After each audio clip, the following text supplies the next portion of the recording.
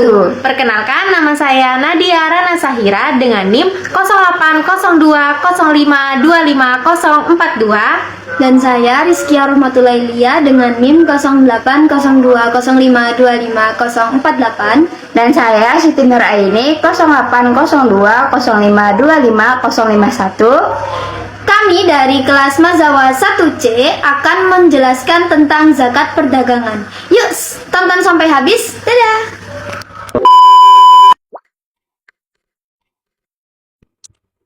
Apa sih zakat perdagangan itu? Jadi, zakat perdagangan itu adalah zakat yang dikeluarkan dari barang perdagangan atau usaha bisnis dengan tujuannya untuk mendapatkan keuntungan. Jadi, tidak digunakan untuk secara pribadi. Jadi, kita wajib mengeluarkan zakat perdagangan kalau barang dagangan tersebut sudah diniatkan untuk dijual, lalu sudah mencapai nisabnya, dan sudah berjalan selama 1 tahun atau disebut dengan haul. Jadi, kewajiban zakat itu sudah dijelaskan oleh para ulama bahwasannya setiap harta yang berkembang wajib dizakati, dan sudah dijelaskan juga dalam Al-Quran, dalam Quran surat At-Taubah ayat 103 yang berbunyi, A'udzu billahi minasyaitonir rajim. Bismillahirrahmanirrahim. Khudhu min amwalihim sadaqatan tutahhiruhum wa tuzakkihim biha wa salli 'alaihim. Inna salataka sakunun lahum wallahu sami'un alim. Yang artinya, ambillah zakat dari harta mereka guna membersihkan dan menyucikan mereka, dan berdoalah untuk mereka. Sesungguhnya doamu menumbuhkan ketentraman jiwa bagi mereka. Allah Maha Mendengar, Maha Mengetahui.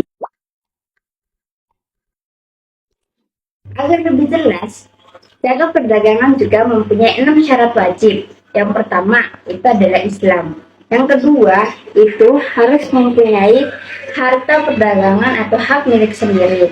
Yang ketiga, itu niat untuk berdagang. Keempat, nisab. Kelima, haul. Dan keenam adalah sumber harta perniagaan melalui pembeli atau pertukaran harta tidak untuk milik sendiri. Jadi, seseorang jika memiliki 6 syarat tersebut, maka dia wajib untuk zakat perdagangan.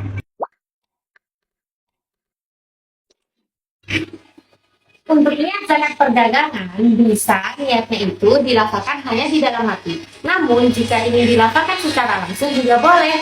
Niat zakat perdagangan seperti ini. Nawaitu an uhrija zakat tijarati lillahi ta'ala. Artinya, saya berniat untuk mengeluarkan zakat perdagangan karena Allah Ta'ala.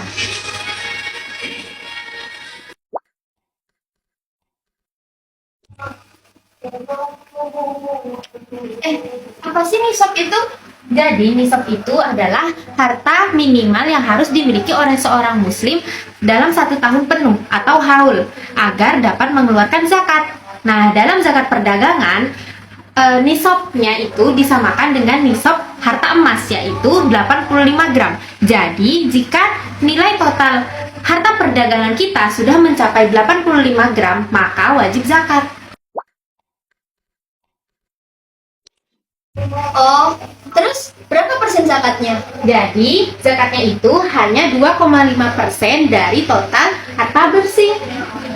Terus apa saja yang bisa dihitung? Jadi, yang dihitung dalam zakat perdagangan adalah aset lancar dikurangi oleh utang dalam jangka pendek. Apa aja itu aset lancar? Aset lancar adalah modal, keuntungan, barang dagang, dan piutang. Lalu, apa bedanya piutang dengan utang? Piutang adalah sejumlah uang yang harus dibayarkan oleh seseorang kepada kita, sedangkan utang adalah sejumlah uang yang harus kita bayarkan kepada seseorang. Kenapa piutang juga ditambahkan? Karena piutang itu termasuk dari harta usaha yang harus kita hitung walaupun belum kita dapatkan. Sedangkan utang itu adalah harta yang harus kita keluarkan, jadi dikurangi dari harta usaha.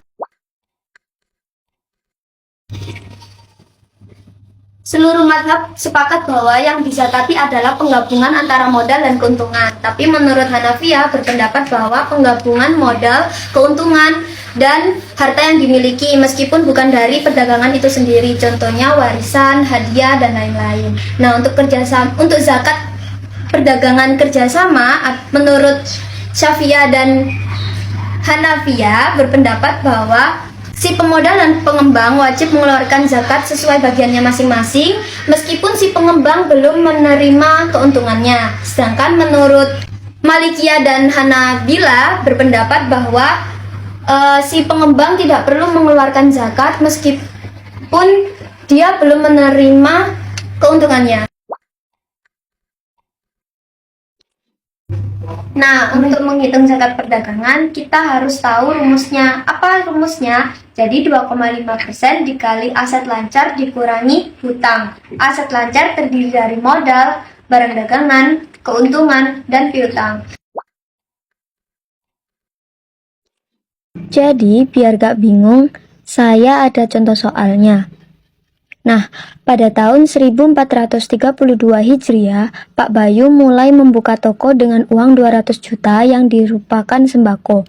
Lalu, pada tahun 1433 Hijriah, Pak Bayu memiliki total nilai sembako 420 juta, uang yang ada hasil penjualan 10 juta, piutang 30 juta, dan memiliki kewajiban hutang 200 juta yang jatuh tempo pada tahun 1433 Hijriah. Jadi, berapa zakatnya? Nah, untuk menjawab pertanyaan di atas, kita total dahulu total nilai sembako ditambah uang yang ada hasil penjualan ditambah piutang. Setelah itu dikurangi hutang. Jadi, 420 juta ditambah 10 juta ditambah 30 juta dikurangi 200 juta sama dengan 440 juta. Lalu kita menghitung nisabnya. Nah, nisabnya itu disamakan dengan emas. Jadi 85%. Terus kita harus mengetahui harga emas saat ini. Nah, harga emas saat ini 2.500.000. Jadi 85% dikali 2.500.000 sama dengan 212.500.000. Nah, total harta yang dimiliki Pak Bayu adalah 440 juta. Sedangkan nisabnya 212.500.000. Jadi, harta Pak Bayu sangat melebihi nisabnya. Berarti Pak Bayu wajib zakat. Berapa zakatnya? Mari kita hitung. Jadi 2,5% dikali hartanya Pak Bayu. Jadi 2,5% dikali 440 juta sama dengan 11 juta. Jadi Pak Bayu wajib membayar zakat dengan total 11 juta rupiah.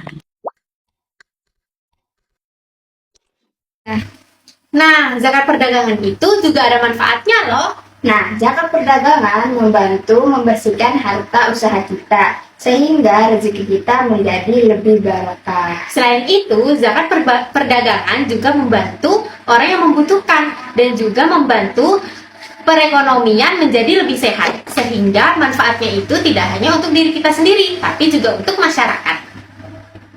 Sekarang kita masuk pada kesimpulan singkat. Kesimpulannya, zakat perdagangan adalah zakat atas harta dagang. Wajib jika memenuhi syarat. Apa saja? Islam, milik penuh, berkembang, nisab, dan haul. Zakatnya 2,5%.